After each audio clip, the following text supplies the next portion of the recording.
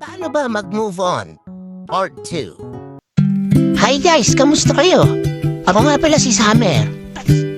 Guys, sino ka sa isang relasyon? Ikaw ba yung tipong passive lang at hindi man lang tumututol? Lagi mo bang ginugusto kung ano man ang gustuin ng partner mo? O pantay lang trato?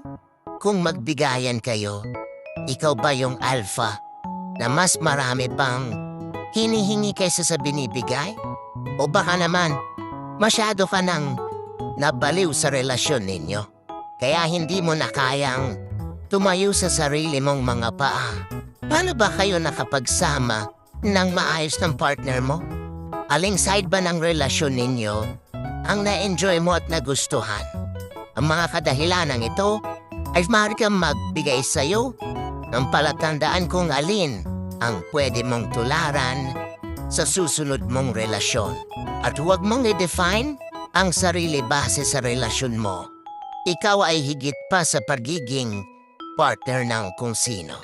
Mayroon kang natatanging katangian na nagiging dahilan para maging mahalaga ka sa mundo ng hindi nakadepende sa mga relationships mo.